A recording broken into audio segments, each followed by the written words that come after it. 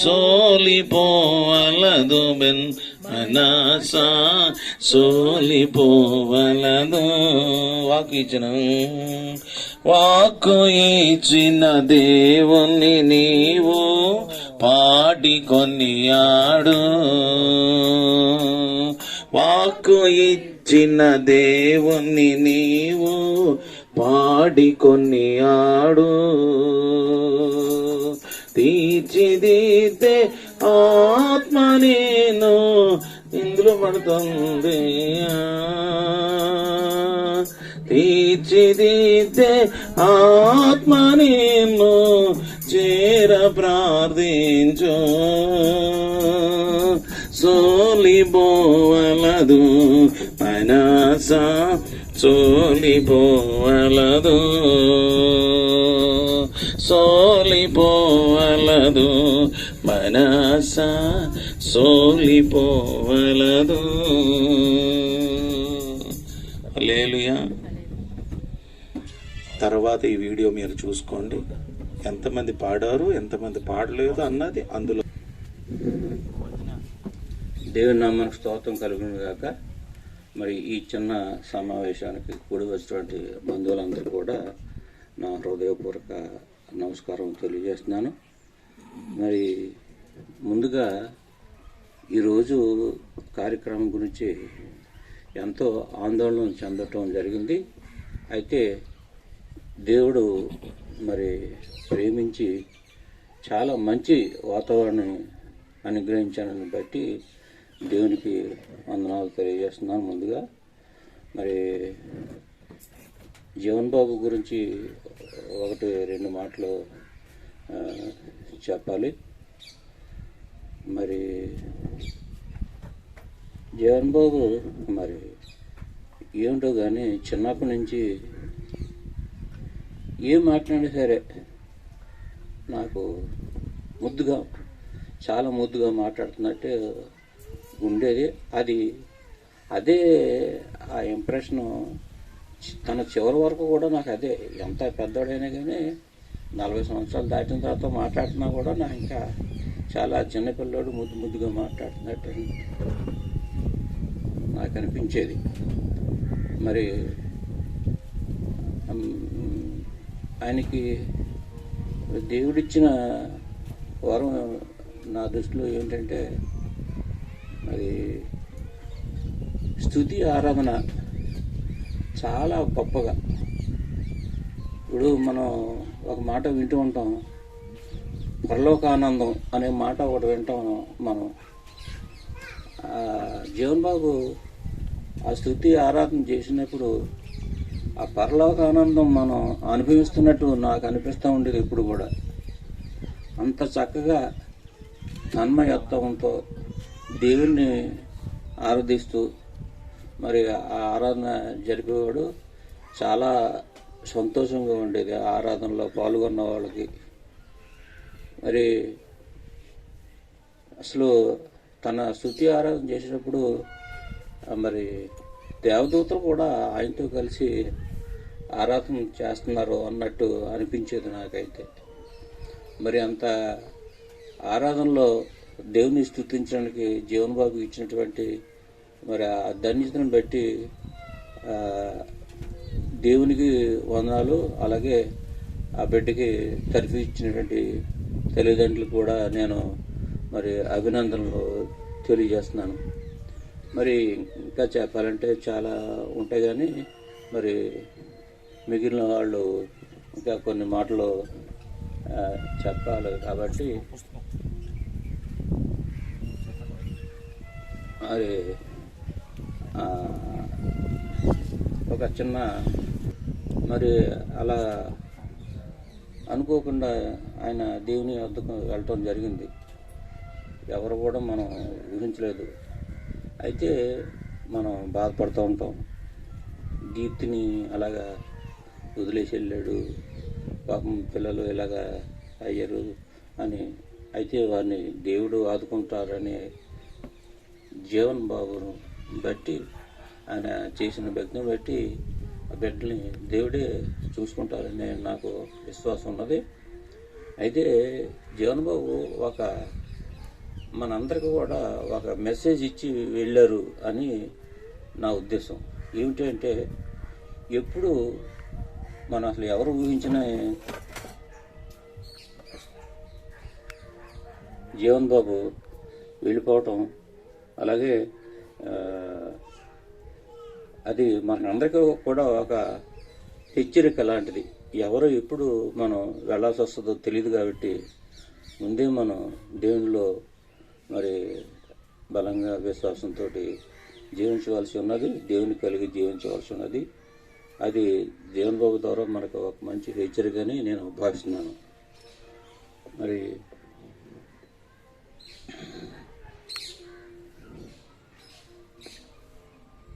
క్లుప్తమైన కొన్ని మాటలు తెలిసి నిన్ను చెట్టక తప్పదురా, ఏ క్షణమో తెలియదు జీవితాంతం, ఈ క్షణమే చేసుకో యేసుని సొంతం, కన్ను తెరిస్తే వెలుగురా, కన్ను మూస్తే చీకటిరా.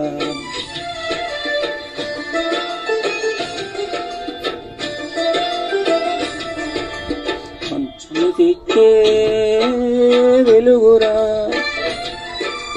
కన్ను మూస్తే చీకటిరా, నోరు తెరిస్తే శబ్దమురా, నోరు మూస్తే నిశ్శబ్దమురా,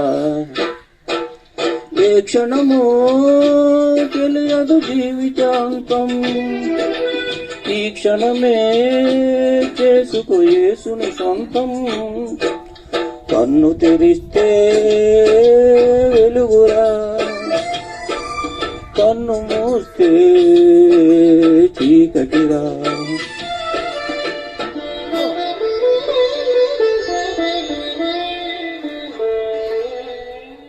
ప్రైజ్ ది లార్డ్. అందరికీ నమస్కారం. ముందుగా దేవాది దేవునికి వందనాలు. ఇక్కడ కూడి వచ్చిన ప్రతి ఒక్కరికి వందనాలు.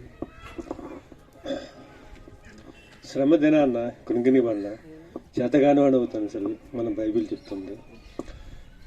అలాగే గాయం చేసేవాడిని నేను, గాయం మాన్పేవాడిని నేనని మన ప్రభు అయిన యేసుక్రీస్తు సెలవిస్తున్నారు. అయితే మా అమ్మాయికి ఇచ్చిన గాయం చాలా పెద్దది, అది ఆయన వల్లే మానుతుందని నేను సంపూర్తిగా దేవుడి మీద ఆధారపడి మరి ఆ చిన్న బిడ్డలో జోయల్ జోనస్ మా అమ్మాయి కూడా వాళ్ళకంటే చిన్న బిడ్డలా కనబడుతుంది. 2 సంవత్సరాలు. బాబు ఎవరో బాబు పేరేం పేరు ఐజాక్ లా కనబడుతుంది. ఆ అమ్మాయిని చూస్తుంటే ఇంకా నేను ఎప్పుడు నా జీవితంలో ఎప్పుడు మా అమ్మగారు చనిపోయినప్పుడు ఆడలేదు, మా నాన్నగారు చనిపోయినప్పుడు ఆడలేదు, మా అన్నయ్య ఎవరు చనిపోయినప్పుడు కూడా నాకు ఎప్పుడు బాధ కలగలేదు. అలాంటిది 38 సంవత్సరాల్లో మరి జీవన్ని కోల్పోవడం చాలా బాధగా ఉంది. వాళ్ళ అమ్మగారు కూడా నిజంగా చాలా బాధపడుతున్నారు. దీప్తి కూడా మరి దేవునిలో పూర్తిగా బైబిల్ చదువుకుంటాం, యూట్యూబ్లో సందేశాలు చూడటం, మరి బిడ్డ బలపడుతుంది. నేను అంటే మరి ఇక్కడ నేను ఉదయం బరియల్ గ్రౌండ్లో నా మనసులో ఉన్నాయన్నీ చెప్పాను, అప్పగింతలు కూడా అప్పగించాను. అవి మళ్ళా చెప్పకూడదు, అది ఒకేసారి చెప్పాలి, ఎందుకంటే చెప్పేశాను. ఇప్పుడు నాకు చెప్పడానికి ఎక్కువగా లేదు. అలాగే మరి నా బిడ్డకి ఎంతోమంది ప్రార్థన చేస్తున్నారు. మరి అలాగే మరి మొన్న బ్యాంక్ వెళ్ళాం.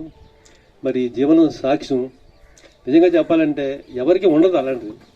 10 మంది ఉంటే 10 మంది కూడా జీవన్ చాలా మంచివాడు, ది బెస్ట్ ఎంప్లాయ్. ప్రతి ఊరితో కూడా ప్రతి వాళ్ళతో కూడా మరి చక్కగా మాట్లాడతాడని.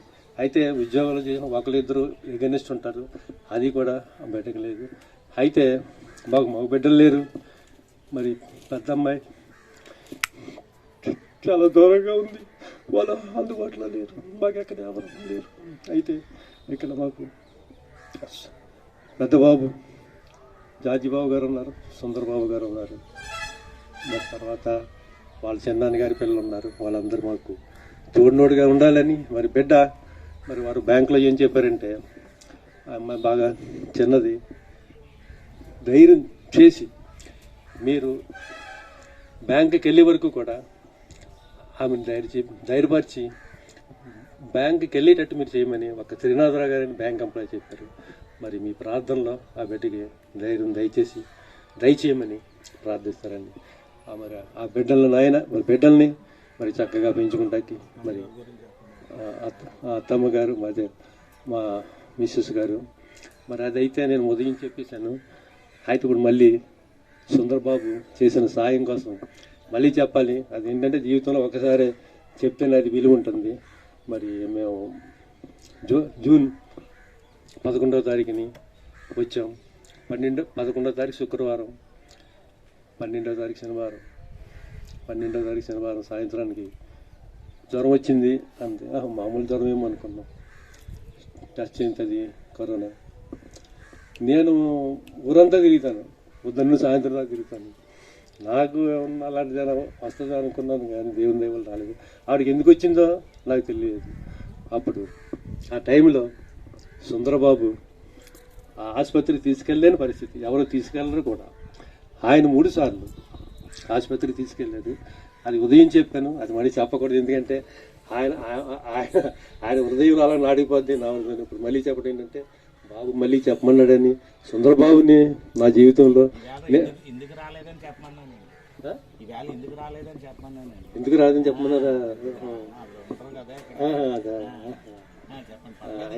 అయితే చంద్రబాబు కోసం ఉదయం చెప్పేశాను. మరి బాబు అలా చెప్పమన్నాడంటే నేను మళ్ళీ ఏంటి ఇలా చెప్తున్నాను. సారీ చంద్రబాబు గారికి, అంటే ఆయనకి నేను థ్యాంక్స్ చెప్పకూడదు, థ్యాంక్స్ చెప్తున్నాను. అయితే మా మిస్సెస్ మొన్న సిక్ అయింది, 15 రోజులు అవుతుంది. ఇంకా పూర్తిగా ఆవిడ కోలుకోలేదు. ఇంకా అటు ఇటు అని ఆవిడ మోకాళ్ళు కూడా అరిగిపోయినాయి. రాని పరిస్థితుల్లో ఆవిడ తీసుకురాలేదు. మరి బాబుని మరి ఎక్సైజ్ అడుగుతున్నాను.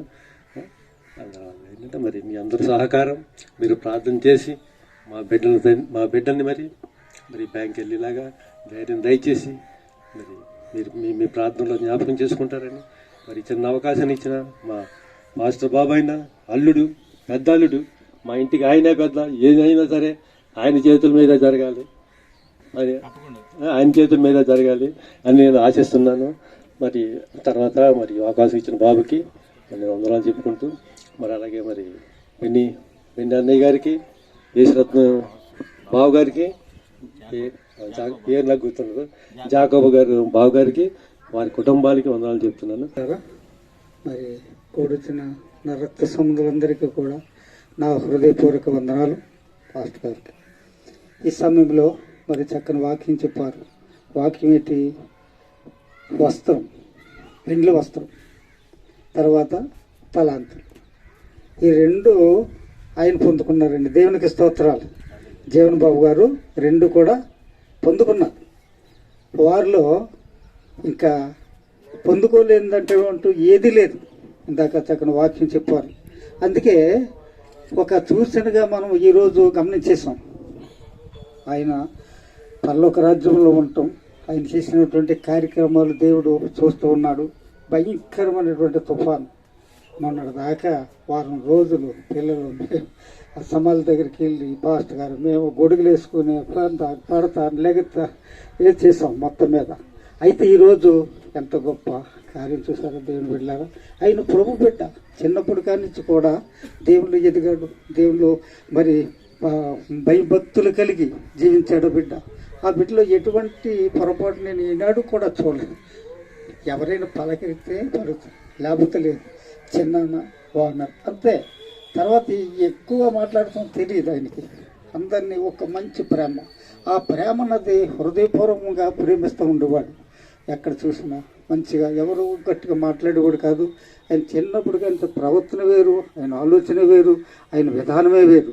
మందిరంలోకి వెళ్తే ఆయన పాటలు పాడుతూ ఉంటుంటే, కీబోర్డు వాయిస్తూ ఉంటుంటే ఇంకా జీవం లిగిసిపోయి సత్యంతో కూడా ఓ మ్యారేజ్ అయినా ఇంకోటి మీటింగ్స్ అయినా ఏదైనా సేపటి కూడా ఆయన అలా కూర్చున్నప్పటికీ, అలాగ అన్నప్పటికీ ఒక రాగాలు అంత చక్కని వాయిద్యాలు వాయించినటువంటి వారి బిడ్డ తన భార్యకి పెళ్ళికి కూడా మంచి తలాంతులు ప్రభు ఇస్తాడు. అలాగే కుటుంబాన్ని బట్టి ప్రార్థన చేస్తున్నాం. అందరూ కూడా మరి సుందరబాబు గారు మరి చెప్పారు, మా యొక్క చిన్న బిడ్డ ఆయన భర్త పోయినటువంటి బిడ్డ ఆదర, ఆ బిడ్డకి తోడు ఆయనకి వాడికి ఏదైనా ఒక మంచి అవకాశం ఇవ్వాలి. నా పెద్దబాబు ఈయనే అని చెప్తా ఉన్నాడు. ఆ ఇంట్లో ఏం జరిగినా పాస్టర్ గారు చేయాలి. అది మంచిదే దేవుని బిడ్డలారా. ఇవన్నీ గల కారణం ఏంటంటే ఎవరంటే మరి పాస్టర్ గారు జార్జి గారు ధైర్యం పోయి మరి ఎంతో సాయం చేశారు. బాబు గారి కుటుంబం అలాగే బాబు అందరూ సంతోషంతో చాలా కష్టపడి ఆయన ప్రార్థన జేసీ గారు అలాగే జాకబ్ గారు అలాగే ఇంకా రక్త సంఘం అందరూ కూడా బిడ్డల గురించి చిన్న వయసులో ఇలాగైపోవడం ఎంత బాధ, పైకి చెప్పలేని బాధ, వేదన, ఆవేదన. ప్రతిరోజు ప్రార్థన ప్రార్థన ప్రార్థన మరి చేసుకుంటూ ఉన్నాం, జ్ఞాపకం చేసుకుంటూ తొందరలోనే ఆ బిడ్డకి చక్కని అవకాశం వస్తుంది. నేను చెప్తా ఉన్నాను, ధైర్యం చెప్తా ఉన్నాను ఏం పర్లేదు, ఆ బిడ్డ తొందరలోనే జాబ్ వస్తుంది. వీళ్ళు మరి వాళ్ళ నాన్నగారులాగే చక్కని దేవుళ్ళు చిన్నప్పటి కానించి ఎదగాల, ఎదిగి ఆయన నాన్నగారి కంటే పరివేళ్ళు అవ్వాలని నా కోరిక, ఆశ. వచ్చిన బంధువులు అలాగే స్నేహితులు నా సంఘము వీళ్ళందరూ కూడా మరి ప్రభు పేరట అడుగుతున్నాను, వీళ్ళ గురించి ప్రార్థన చేయాలని కోరిక, అందరి గురించి ప్రార్థన చేస్తున్నాం. అంటే అంతా మన కుటుంబం కదా. జీవన్ మా హృదయంలో ఉన్నాడు, మా కళల్లో ఉన్నాడు.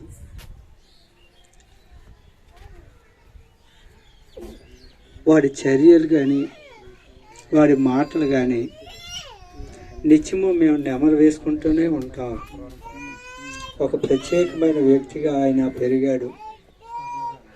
నేను ఊహించుకుంటూ ఉంటాను, 90 సంవత్సరాలు కానీ 80 సంవత్సరాలు కానీ ఇంకా బ్రతికితే 100 సంవత్సరాలు కానీ ఆయన 42 సంవత్సరాల్లో ముగించేశాడు. ఆయన అన్ని 100% కూడా ఆయన ఫుల్ఫిల్ చేసేసాడు. అన్నీ ఆయన సమకూర్చవలసింది అంతా సమకూర్చాడు. 116:15 ప్రకారం కీర్తనలు భక్తుల మరణం ఆయనకి చాలా విలువైనదని దేవుని యొక్క వాక్యం సెలవిస్తుంది. ఆయన చిత్తానికి లోబడి వెళ్ళిపోయారు. ఆ రోజు మేము ఆ రాత్రి ఇక హాస్పిటల్లో ఉన్నాడు, బాగున్నాడు, చక్కగా ఉన్నాడు, 95 వచ్చేసింది. అలాగానే ఫోన్లు సుందర్బాబు దగ్గర నుంచి, దీపిక దగ్గర నుంచి వెళ్ళి మాట్లాడేవారు. అక్కడి నుంచి మేము బాబులును బాబ్జీ కూడా ఇంటికి వచ్చేసారు వెళ్ళిపోదామని. ఇక తెల్లవారి బయలుదేరతారు.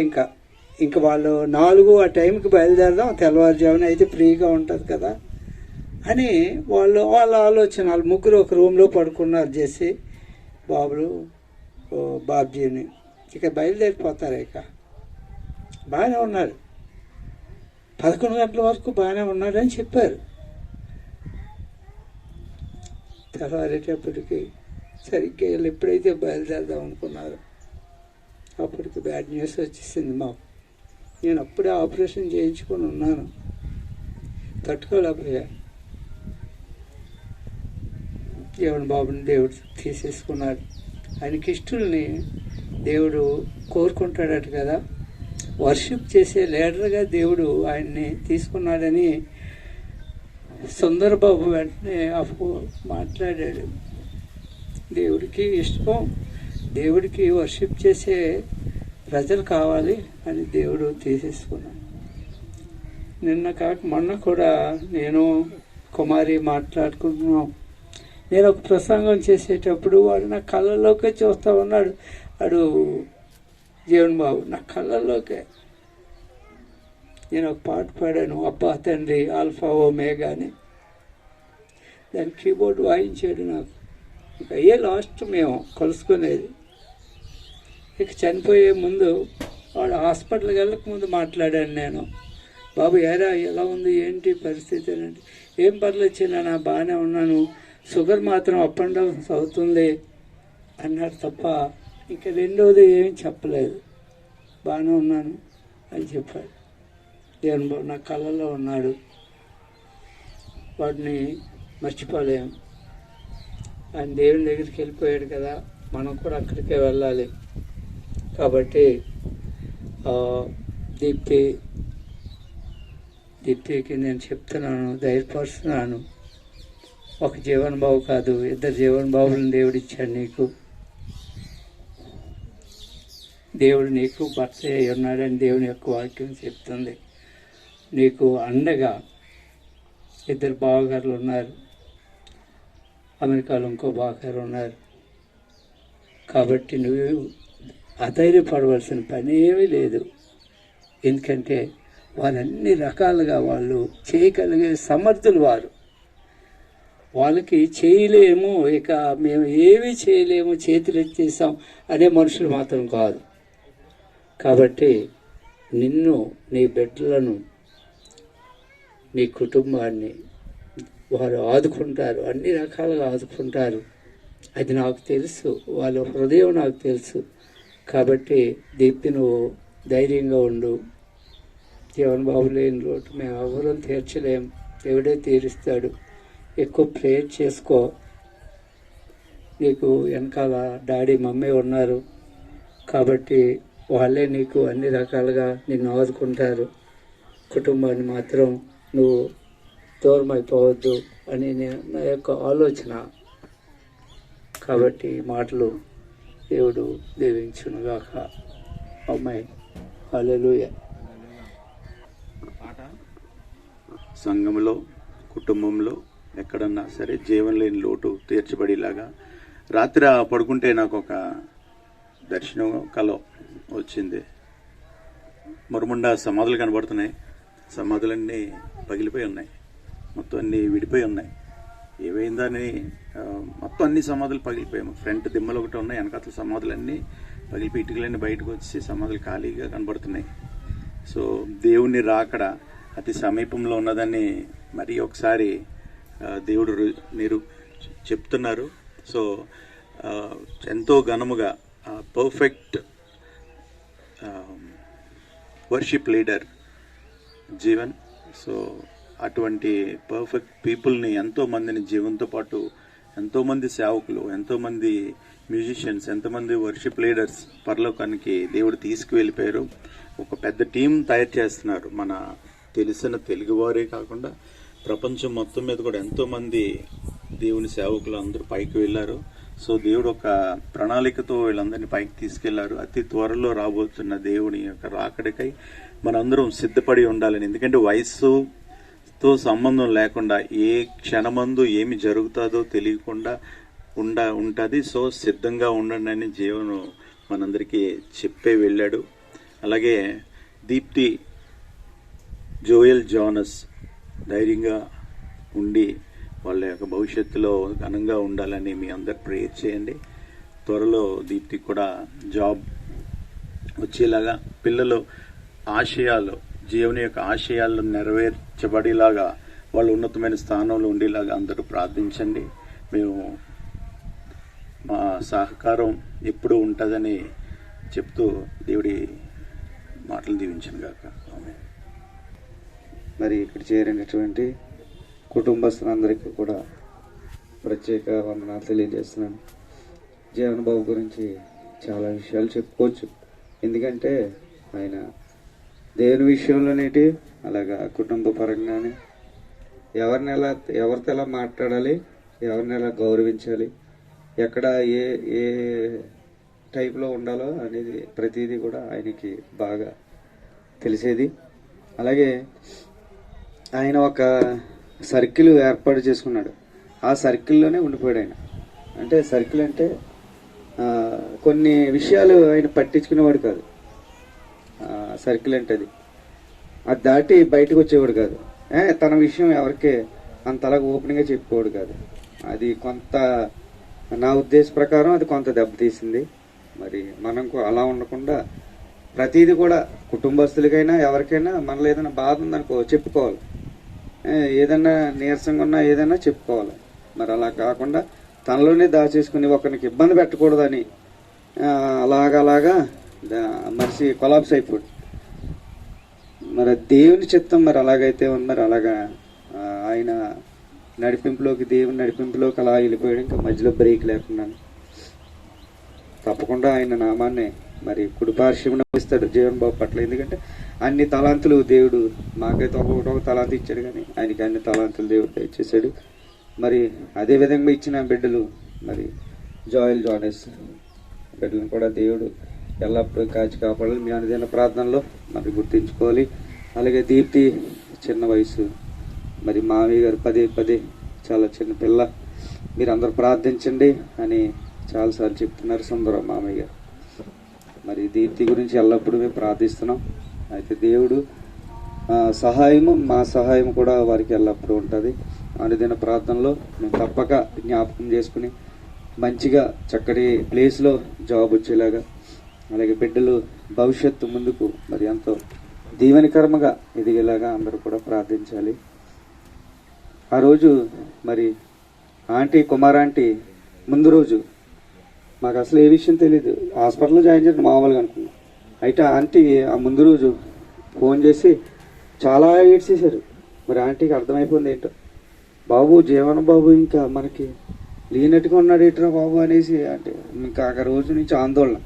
అర్జెంటుగా జస్బాబుతో అడిగితే మీరు వచ్చేయండి వెళ్ళిపోదాం అన్నాడు. ఇంకేం ఆలోచించుకోండి, తమ్ముడు నేను వెళ్ళిపోయాను అండి. మేము ఎప్పుడు అలా కలిసి ఉండేవాళ్ళం, ఇప్పటికీ అలాగే ఉన్నాం. వెళ్ళేసరికి మనిషి చూడండి ఆవేదన రోదన అంటారు చూసారా, అది మాటల్లో నిజంగా ఆ రోజు చూశాను. ఆంటీ చిన్న మేము ఆ కారులో వెళ్తానుగా, ఆంటీ చిన్న అయితే మనుషుల్లో లేరు. అక్కడికి వెళ్ళి వైజాగ్, కాకినాడ నుంచి మొదలెట్టాం, వైజాగ్ వెళ్ళి వరకు కూడా జస్ట్ కారు వెళ్ళి నడుపుతున్నాడు, ఆయనకే తెలియదు. మేము అలా కూర్చున్నాం, మాకు తెలియదు. ఈలోగా దేని తల్లి ఫోన్ చేసేసి ఆవిడ కాళ్ళకి తెలిసిపోయింది. సరిగా అక్కడికి వెళ్ళేసరికి సుందరబాబు దీపిక ఎలా ఉన్నారంటే అలా ఉన్నారు. ఒక నిజంగా చూడండి, దేవుడిని నమ్ముకున్న బిడ్డలకి ఆ యొక్క శోధనలు ఎదురవుతాయి అన్నది ఖచ్చితంగా కళ్ళారా చూసాం అండి. చిందర కింద అయిపోయి భయంకరమైన ఆందోళన. ఈయన చూస్తే జాజిబాబు ఎప్పుడు అలా పరిస్థితుల్లో ఎప్పుడు చూడలేదు. సుందరబాబు చూస్తే ఆయన అసలు ఎలా ఉన్నారంటే దీపిక ఆ మగోళ్ళకి వెళ్ళి అక్కడికి వెళ్ళి ఆయనతో కరోనా వచ్చిన వాళ్ళతో అసలు ఎవరైనా ఎంటర్ చేయదు. మరి వాళ్ళు వెళ్ళి దీప్తి అయితే ఇంతమంది ఎన్నో చేసినా కానీ అంటే జీవన్ బాబుని మనం దక్కించుకోలేదు. పరిస్థితులు కళ్ళారా చూస్తే కానీ చెప్పలే, అంత భయంకరంగా సాతానుడు అలాగ అనివేశడం ఏదోలాగా ఇప్పటికే ఆ మాటల్లో చెప్పా పరిస్థితి. అయితే ఆ బాడీ చూడడానికి ఆ సమాధి కార్యక్రమం చేయడం, అక్కడ దగ్గర మేము అక్కడ ఉండగా ఒక 15-20 బాడీలు వచ్చాయి. ఏది కూడా సరిగా కప్పెడతలేదు, సరిగా చేయట్లేదు, చేస్తున్నారు. అయితే మంద మాత్రం జీవన్ బాబు మరి సుందరం ఆ యొక్క కలెక్టర్తో మాట్లాడి అన్నీ అరేంజ్ చేసి అండి మేము వెళ్ళాక ఒకళ్ళు పట్టుకొని కాసేపు ఆ రోధించినా కానీ ఆ రోదన తీరలేదు.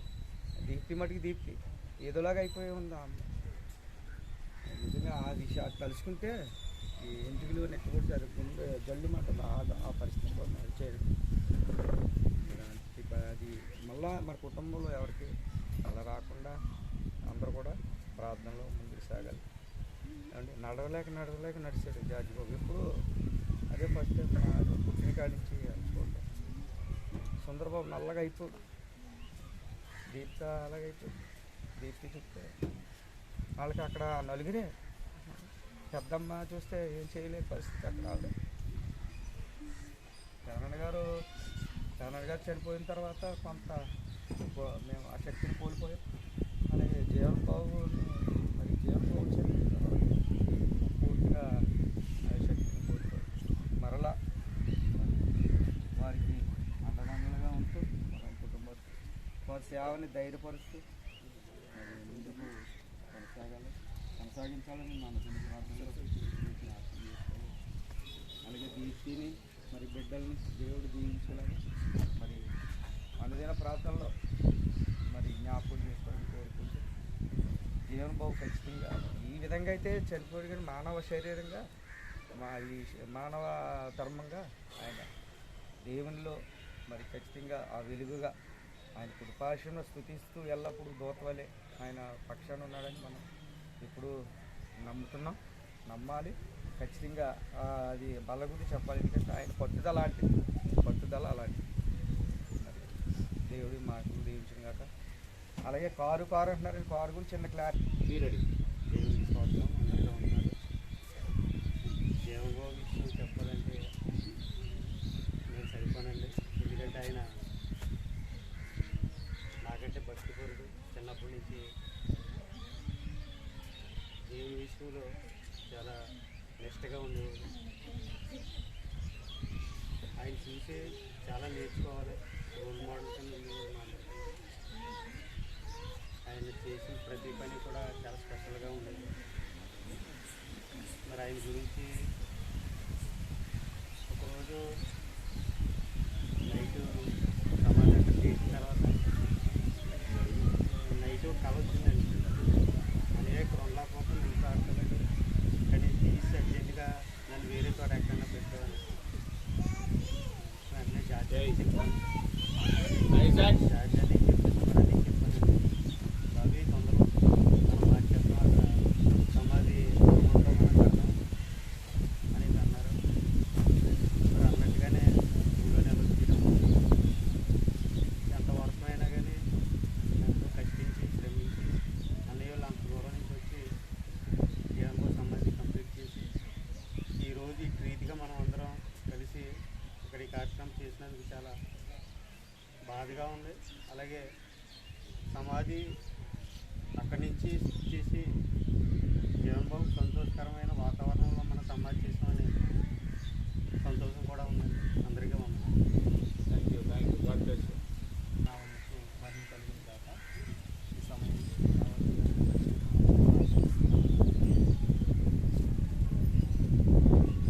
జీవనాన్ని గురించి చెప్పడం అంటే అందరూ మంచి మాటలు చెప్పారు. నా అనుభవాల్లో జీవనాన్ని ఒక యూనిక్ పర్సనాలిటీ. యూనిక్ అంటే అలాంటి వాళ్ళు ఒక ఎవరు ఉండరన్నమాట. మన దేవుని దగ్గర ప్రపంచంలో ఉన్న దేవుళ్ళందరి ఎలాగైతే డిఫరెంట్గా ఉంటారో ప్రపంచంలో అందరూ ఒక ఎత్తైన జీవనాన్ని ఒక ఎత్తు అన్న ఉద్దేశం నాకు. చిన్న కల్మషం లేని మనిషి, ఎప్పుడు కూడా కోపపడిన మనిషి, చాలా కన్స్ట్రక్టివ్గా ఉంటుంది. ఆయన లైఫ్ అంతా చాలా పర్ఫెక్ట్గా ఉండేది. చిన్నప్పటి నుంచి కూడా అన్నయ్య అంటే నాకు చాలా చాలా ఇష్టం. నా ఫోన్లో కూడా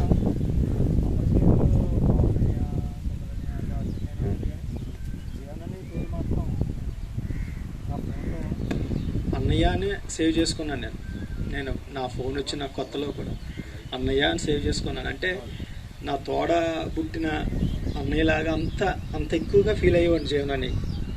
లాస్ట్లో మేము మాట్లాడుకుంటున్నప్పుడు జీవనాన్ని నేను ఒక మాట జీవనాన్ని నేను జనరల్గా ఎక్కువగా మాట్లాడుకుంటూ ఉండేవాళ్ళు.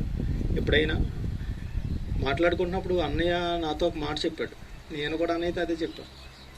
ఏమన్నాడంటే, అన్నయ్య మనం చచ్చిపోతున్నప్పుడు ఎవరిని కష్టపెట్టకూడదురా, కష్టపెట్టకుండా చచ్చిపోవాలి, మనం ఎవరికి మన వల్ల బాధ కలగకూడదు అని అన్నాడు. ఆ మాట చాలా చాలా జ్ఞాపకం వస్తుంది నాకు. నిజంగా అలాగే ఎవరిని ఇబ్బంది పెట్టలేదు. ఒక 2 రోజులు అటు ఇటు తిరిగారు అంతే తప్ప చాలా స్పీడ్గా దేవుని దగ్గరికి వెళ్ళిపోయాడు. నాకు ఒక సామెత గుర్తొస్తుంది, కాకిలాగా కలకాలం బ్రతికే కంటే హంసలాగా ఒక క్షణం బ్రతకటం చాలని. అంత నిష్కల్మషమైన మనిషి జీవనన్నయ్య. ఎందుకు 80 సంవత్సరాలు 90 సంవత్సరాలు బ్రతికి అన్నీ సమకూర్చుకుని అవసాన దశలో ఎవరో ఒకళ్ళ సాయంతో చచ్చిపోయి కంటే 40 సంవత్సరాల వయసులో ఇలాగా అన్నీ సమకూర్చి దేవుని దగ్గరికి వెళ్ళటానికి కూడా సరైన బాటను ఏర్పరచుకొని చచ్చిపోతే దేవునిలో దగ్గర ఉంటాం అన్న గొప్ప విశ్వాసంతో మనకు ఒక మాదిరి చూపించాలని ఇలాంటి జీవితం చాలా ధన్యకరమైంది. బ్రతుకుంటే బాగుండని రోజుకు ఒకసారి అనిపిస్తుంది నాకు, అన్నయ్య బ్రతుకుంటే బాగుండని. ప్రతి పనిలో చాలా పర్ఫెక్ట్నెస్ ఉంటుంది అన్నయ్య ప్రతి పనిలో కూడా. ఈవెన్ ఒక వైట్ పేపర్ మీద ఒక మ్యాటర్ రాయాలన్నా సరే చాలా పర్ఫెక్ట్గా లైన్స్ కొట్టుకుంటాడు, చాలా పర్ఫెక్ట్గా ఉంటుంది ఒక లైన్స్ పర్ఫెక్ట్గా. అవర్ చర్చ్ వర్క్ కానీ పెదనాన్నగారు చాలా చాలా పనులు అన్నయ్యకి అప్పగిస్తూ ఉండేవారు. అందరి జీవితాల్లో చెరగని ముద్ర వేసి వెళ్ళిపోయాడు జీవనన్నయ్య. యెహోవా భక్తుల మరణం ఆయన దృష్టికి చాలా విలువగలదని దేవుడు చెప్తారు కదా. విలువైన మరణాన్ని పొందాడు. నా నిమిత్తం బ్రతికినవాడు నా నిమిత్తం చచ్చిపోయినా బ్రతుకుతాడు, బ్రతికి నా యందు విశ్వాసించేవాడు మరి అన్నిటికీ చనిపోవడని దేవుని వాక్యం ఉంటుంది కదా. మరి బ్రతుకుతున్నప్పుడు జీవనాన్ని ఎంత విశ్వాసించాడు. ఇప్పుడు జీవనాన్ని చనిపోయాడని మాట మనం చెప్పలేము. ఎందుకంటే మన అనుదిన జీవితాల్లో జీవనాన్ని రోజు బ్రతికే ఉన్నాడు. ఆయన మాటలు బ్రతికే ఉన్నాయి, ఆయన పనులు బ్రతికే ఉన్నాయి. లాస్ట్ టైం లాక్డౌన్లో ఈ విషయం ఫ్యామిలీ అందరూ ఉన్నారు కాబట్టి చెప్తున్నాను. లాస్ట్ టైం లాక్డౌన్లో నేను 6 నెలల లాక్డౌన్ అయితే 6 నెలల పూట ఫాస్టింగ్ ప్రేయర్ చేశాను. అందులో ఎందుకో తెలీదు ఒక టైంలో నేను సుందరాణి కోసం, జార్జని కోసం, జీవనాని కోసం ప్రేయర్ చేశాను. ఆ టైంలో అప్పుడు పెదనాన్నగారు పెద్దమ్మ చెప్తున్న వాగ్దానం ఒకటి నాకు జ్ఞాపకం వస్తూ ఉండేది. ఆ వాగ్దానం అప్పుడు అర్థం అవ్వలేదు. తర్వాత దేవుని అడిగాను, ఏంటి ప్రభా ఈ వాగ్దానం? నా నామం బట్టి పరిచయ మోషే అహరోన్ నుండి నా నామం బట్టి ప్రార్థన చేయవారిలో సమూయేలు ఉండినని ఈ వాగ్దానం వీళ్ళ ముగ్గురు కోసం వచ్చింది అని పెద్దనాన్నగారు పెద్దమ్మ చెప్తా ఉండేవారు అన్ని మీటింగ్స్లో కూడా. దీని అర్థం నాకు తెలియలేదు. మోషే, అహరోను, సమూయేలు లెక్క కుదరట్లేదు. ఎందుకు? మోషే ఏమో చిన్నాడు, అహరోను పెద్దోడు, లైన్ కుదరట్లేదు. ఏంటి ప్రభు అన్నాను. అప్పుడు మళ్ళీ దేవుడు మాట్లాడారు. దేవుడు చెప్పారు, అహరోను యాజకుడు కదా, మన కుటుంబంలో ఆ కుటుంబంలో యాజకుడు ఉన్నారు కదా, అది జార్జ్ అనయ్య. మోషే నాయకుడు, సుందరనయ్య. తర్వాత సమూయేలు ప్రవక్త, జీవనన్నయ్య. ఇది చాలా క్లియర్గా పరిశుద్ధాత్మ దేవుడు నాకు బోధించారు. నేను ఇప్పుడు దీని ద్వారా నేను చెప్పే సందేశం ఏంటంటే, ప్రవక్తలు చెప్పేసి వెళ్ళిపోతారు, ఇలా జరుగుద్ది, ఇలా జరుగుద్ది, ఇలా ఉండండి, ఇలా ఉండండి అని చెప్పేసి వెళ్ళిపోతారు. అది వింటే ఆ దేశం బాగుపడింది, అది వింటే ఆ ప్రజలు బాగుపడ్డారు, అది దాని ప్రకారం నడిస్తే ఆ ప్రజలు బాగుపడ్డారు. మేబీ జీవనాన్ని నాకేం చెప్పాడు, మీకేం చెప్పాడు, సంఘంగా ఏం చెప్పాడు, కుటుంబంగా ఏం చెప్పాడు, ఇండివిజువల్గా ఏం చెప్పాడు, వదినికి ఏం చెప్పాడు, పిల్లలకి ఏం చెప్పాడు, అవి ప్రవక్త మాటలు. అట్లా విని వాటి ప్రకారం మనం నడుచుకుంటే, వాటి ప్రకారం మనం ముందుకెళ్తే డెఫినెట్లీగా will have some eternal goal in our life. అది మాత్రం నేను నమ్ముతున్నాను. ఎందుకంటే మనం మాట్లాడుకుంటే వేరు, దేవుడు మాట్లాడితే వేరు. మనం ఆలోచించుకుంటే వేరు, దేవుడు ఆలోచించుకుంటే వేరు. కాబట్టి జీవనాన్ని ఇలాంటి ఎగ్జాంపులరీ లైఫ్ ఎక్కడ చూసినా మచ్చలేదు. ఈ ఫోటోలన్నింటిలో చూడండి, ఎక్కడైనా సరే వేషధారణ అనేది జీవనాన్ని ఎప్పుడు కనపడలేదు. ఈ మాట మళ్ళీ చెప్తున్నాను, జీవనాన్ని దగ్గర వేషధారణ ఎప్పుడూ లేదు. అంత గొప్ప జీవితం జీవించాడు. ఇది హయ్యెస్ట్ స్టేజ్ అనమాట. అన్నయ్య ప్రేయర్ చేస్తున్నప్పుడు, అన్నయ్య బాగా భారంగా ఉంటున్నప్పుడు అన్నయ్య ముఖం ఇలా ఉంటుంది బాగా. అది కూడా దేవుని దగ్గరే ఇలాంటి ఏడుపు ఏడ్చాడు అన్నయ్య. మనుషుల దగ్గర ఎప్పుడు ఏడవలా, దేవుని దగ్గరే ఇలాంటి ఏడుపు ఏడ్చేవాడు. ఒక యూత్ని నడిపిస్తున్నప్పుడు యూత్ లీడర్గా ఇలాంటి ఏడుపు ఏడ్చేవాడు. అట్లాంటి గొప్ప మనిషిని మనం కలిగి ఉన్నందుకు, నాకు అన్నయ్యగా కలిగినందుకు, నాకు ఫ్యామిలీలో ఉన్నందుకు నేను చాలా గర్విస్తున్నాను. ఎప్పటికైనా అన్నయ్యలా మారాలి, అన్నయ్యలా ఉండాలి, అన్నయ్యలా బ్రతకాలి, అన్నయ్యలా చచ్చిపోవాలి. అన్నయ్య ఎంత అయితే దేవునిలో ఎదిగాడో అలాంటి జీవితం ఉండాలి. అలాంటి ఆలోచన కలిగి ఉన్నాను.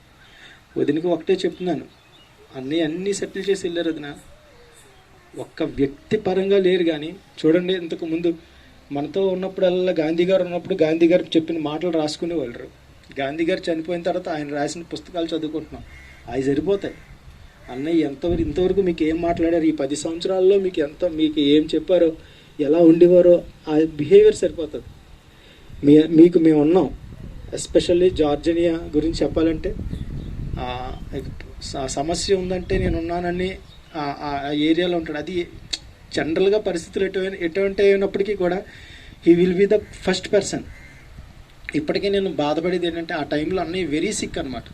జీవనన్నయ్య బాగున్న టైంలో చాలా సిక్ అయిపోయాడు, తను లేకలేని పరిస్థితిలో ఉన్నాడు. కానీ ఇన్ కేస్ ఏమో, మనకు మానవులుగా హోప్ ఉంటుంది కదా, కానీ దేవుడు మన పుట్టుక మనకు చావు దేవుని పుస్తకంలో లిఖించి ఉంటుంది. దేవుడు ఆ టైం కాదు తీసుకుంటారు. మీరు ధైర్యంగా ఉండదున, మీరు జాబ్ చేస్తారు, పిల్లలకి అత్యున్నతమైన భవిష్యత్తు ఉంటుంది. ఇక్కడ ఉన్న వాళ్ళందరికన్నా మంచి భవిష్యత్తు ఉంటుంది. అది మాత్రం గ్యారంటీగా చెప్పగలను. ఎలాంటి భవిష్యత్తు అంటే అది దేవుని చేతిలో ఉన్నది కదా, మనం చెప్పలేము. కానీ మంచి భవిష్యత్తు మాత్రం డెఫినెట్గా పిల్లలకు ఉంటుంది. మీకు మేమందరం ఉన్నాం. మేము ఎటువంటి సమయంలో ఎటువంటి హెల్ప్ కావాలన్నా మీరు ఎవరినైనా నిర్మోహమాటంగా మీరు అడగచ్చు, నిర్మోహమాటంగా మీరు ఇది చేయొచ్చు. మీకు మేము అందరం ఉన్నాం. మా సపోర్ట్ ఎప్పుడూ మీకు ఉంటుంది. నా నా నా ఆలోచన ప్రకారం పిల్లలిద్దరూ దేవుని దయలో మనుషుల దయలో సమృద్ధిగా వర్ధిల్లాలని, మీకు దేవుని కృప ఎల్లప్పుడూ తోడుగా ఉండాలని నా తరపున, బ్యూలా తరపున, నా కుటుంబం తరపున, మమ్మీ డాడీ తరపున, అందరి తరపున మీకు ప్రామిస్ చేస్తున్నాను. దేవుడు ఈ మాటలను దీవించిన కాక ఒకవేళ ఏదైనా పొరపాటుగా మాట్లాడుంటే నాకు క్షమించండి. కానీ జీవనాన్ని రీప్లేస్ చేసేవాళ్ళు నాకైతే ఇప్పటివరకు ఈ భూలోకంలో కనపడలేదు. సో అటువంటి గొప్ప మనిషిని నేను కోల్పోయినందుకు చాలా బాధపడుతూ, అదే అన్నయ్య దేవుని దగ్గర ఉన్నందుకు చాలా ఎక్కువగా సంతోషిస్తూ మావయ్య గారికి కూడా ఈ మాట చెప్తున్నాను. మీరు ధైర్యంగా ఉండండి, మీకు మేమందరం ఉన్నామని చెప్తూ ఈ మాటలు ముగిస్తున్నాను. దేవుడు ఈ మాటలు దీవించును గాక. ఆమేన్. Thank you. అందరికి వందనాలు. మా డాడీ సమాధికి కట్టడానికి మీరందరూ హెల్ప్ చేశారు, వందనాలు. మరమంతకి హెల్ప్ చేశారు, వందనాలు. మా గురించి ప్రే చేయండి. Thank you.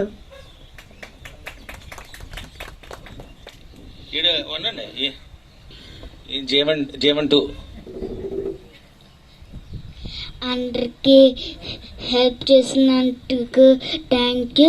మీరే మాకు మంచి సహాయం చేశారు. మాకు ప్రే చేయండి. ఇంకా నానమ్మ మమ్మీకి కొరకు ప్రే చేయండి.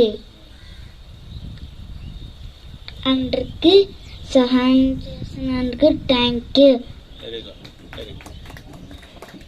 మా ఊడు చిన్న అండర్కి గాడు మంచిది. ఎప్పుడు కూడా మరి వారి హృదయంలో ఉంటుంది.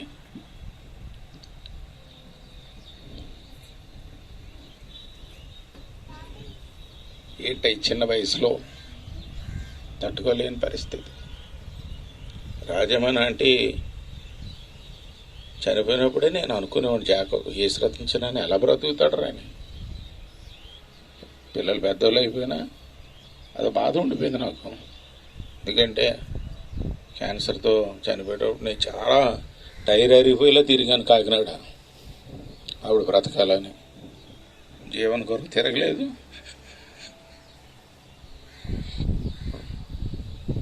ఏం చేయలేకపోయింది. దేవుని ప్రణాళిక అయి ఉంటుంది అది. కానీ అందుకే సమాధి కట్టడానికి ఆదివారం ఆరాధన అయిపోగానే 2 ఆదివారాలు ప్రయాణం చేసి వచ్చాను. నేను షుగర్ పేషెంట్నే, నా సంగతి నాకు తెలుసు. జీవం చనిపోయే టైంలో నేను చనిపోతానేమో అనిపించింది. కానీ నన్ను దేవుడు బ్రతికించాడు. ఎందుకు బ్రతికించాడో తెలియదు. ఈ బిడ్డలను చూడాలి. జోయల్ జానస్ పక్షంగా ఓ పెదనాన్నగా ఉండడానికి దేవుడు నన్ను బ్రతికించాడు. మా దీప్తి కొరకు నాకు తెలిసినంత శక్తి ఇంతకు చేసి చెప్పాడు కదా, ఎనీ ప్రాబ్లం వస్తే నేనే ఫస్ట్ ఉండాలి. అది నా పాలసీ. నేనేమైపోయినా పర్లేదు. కాబట్టి మరొకసారి వీళ్ళిద్దరూ మా పిల్లలే. వాళ్ళ పక్షంగా నేను ఎప్పుడు ఉంటాను. అలాగే ఏడిపిస్తూ ఉంటాను. నేనంటే చాలా భయం కూడా, అంతే ప్రేమ. స్టేజ్ మీదకి వచ్చి ముద్దు పెట్టుకునేవారు. డాడీ అని పిలిచి భాగ్యం వాళ్ళకి సంవత్సరం క్రితం నుంచి డాడీ అని పిలిచే భాగ్యం నాకు లేదని నేను చాలా బాధపడుతున్నాను. వీళ్ళకి చిన్నప్పటి నుంచి లేదు. మిగిలిన పిల్లలకి చెప్తున్నాను, మీకు డాడీ అని పిలిచే భాగ్యం దేవుడు ఇచ్చినందుకు మీ పేరెంట్స్ని రెస్పెక్ట్ చేయండి. అదే నేను చెప్తాను. డాడీని నిర్లక్ష్యంగా మాట్లాడకండి. తల్లిదండ్రులను గౌరవించండి, పెద్దోళ్ళైనా చిన్నపిల్లలైనా.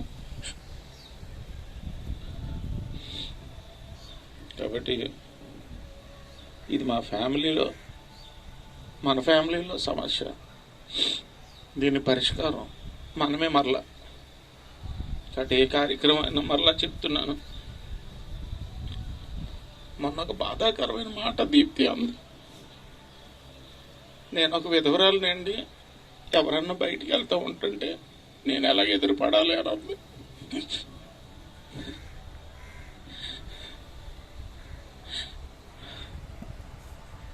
అది నేను తట్టుకోలేకపోతున్నాను. కాబట్టి దీప్తి ఎప్పటికీ విధవరాలు కాదు. ఆ మైండ్లో నుంచి అది తీసేయాలి. ఒక స్ట్రాంగ్ పర్సన్గా మన కుటుంబంలో ఆ బిడ్డ ఉండగలగాలని మీరందరూ ప్రార్థన చేయండి. నిజంగా జోయల్ జానస్ దుఃఖం ఇన్నర్లో చాలా ఉంది. జోయల్కి ఎవరికి చెప్పడాడు.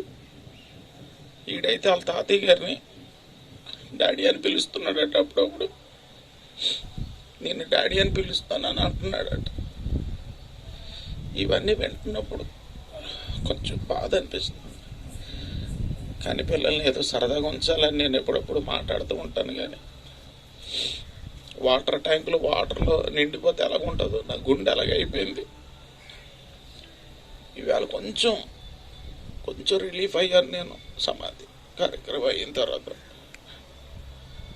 సుందర్ దీప్గా అయితే చేతులారా చాలా చేశారు. ఏంటో ఏది జరిగినా ఒక పాఠం దేవుడు నేర్పిస్తాడు. ఆ పాఠంలో నేను మళ్ళా పిల్లలకి చెప్తున్నాను, మీకు డాడీ ఉన్నారు, మీరు పెద్దోళ్ళు అయిన తర్వాత మేము అన్నదమ్ములు ఎలాగ ఉన్నామో మీరు కూడా కలిసి ఉండాలని, ఐజక్ మొదలుకొని అకీ వరకు అందరూ కూడా ఒక కుటుంబంగా ఉండాలని కోరుకుంటూ ఈ నా మాటలు ముగిస్తున్నాను. ఇంకెవరైనా మాట్లాడుతున్నానంటే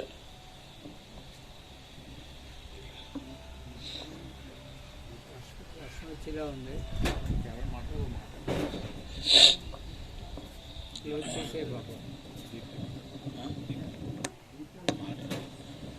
దీప్తి రమ్మ, ఒక్క మాట నువ్వు మాట్లాడే.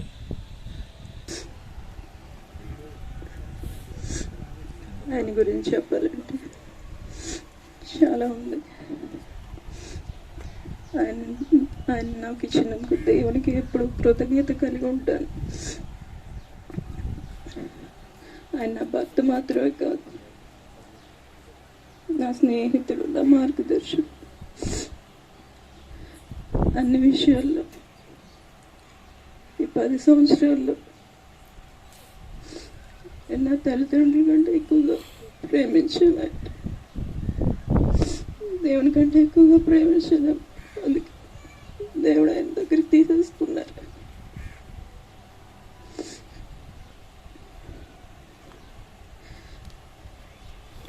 మనుషుడు విశ్వాసం వల్ల కాదు కానీ క్రియల వల్ల నీతిమంతుడిగా అంచబడతాడని దేవుని వాక్యంలో ఉంది. ఆయన క్రియల వల్ల నీతిమంతుడిగా ఈరోజు అందరితో చెప్పబడుతున్నారు. సంఘంలోనే కాదు, ఇంట్లోనూ, మరి సమాజంలో కూడా ఒక గొప్ప వ్యక్తిగా దేవుడు ఆయన ఉంచారు.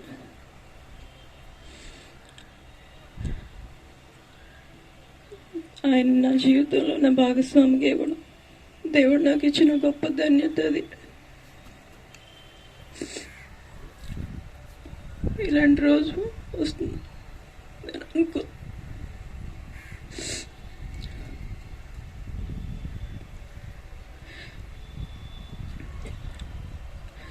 ఇప్పటి వరకు దేవుడు నా ధైర్యపరిచి నిలబెట్టి బిడ్డలకు కూడా దేవుడు ధైర్యాన్ని ఇచ్చాడు.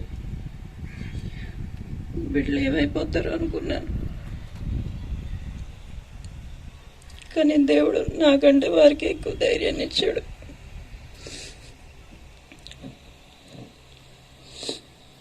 మరి ఆయన సిక్ అయినప్పుడు సుందరబాబు గారు, దీపిక ఆయన కూడా నన్ను కూడా హాస్పిటల్ ఆదివారం ఇంటికి తీసుకొచ్చారు, సోమవారం ఇంటికి తీసుకొచ్చారు. ఆ రోజు రాత్రి 2 హాస్పిటల్కి తిప్పారు. మళ్ళీ ఉదయాన్నే వేరే హాస్పిటల్కి తీసుకెళ్ళి ఎంతో ప్రయత్నించారు, శక్తిలో ప్రయత్నించారు. ఆ టైంలో జార్జ్ బాబు గారికి బాగాలేదు, అసలు ఆయన లేవలేని పరిస్థితుల్లో ఉన్నారు. అయినప్పటికీ సుందరబాబు గారి అక్క చాలా ప్రయత్నం చేశారు. మరి దేవుని చిత్తం కాదేమో, మరి ఆయన దగ్గరికి పిలుచుకున్నారు. ఆయన దగ్గర ఆయన భద్రంగా ఉంచుకున్నారు.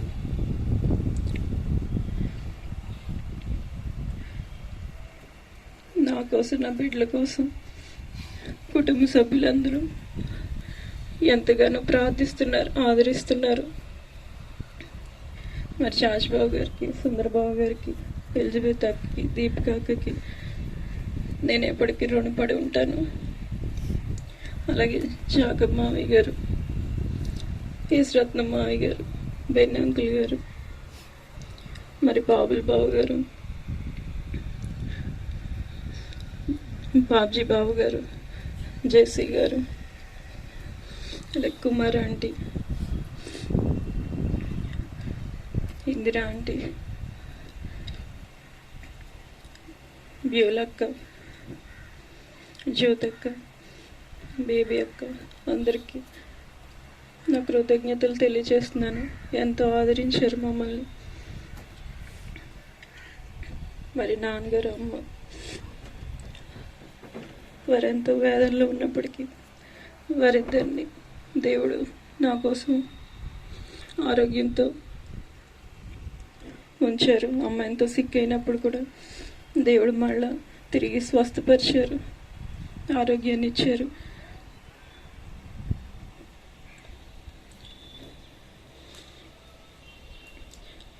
మీరందరూ మా కోసం మీ అనుదిన ప్రార్థనలో జ్ఞాపకం చేసుకోండి. బిడ్డల కోసం, నా కోసం, మీ అందరికీ.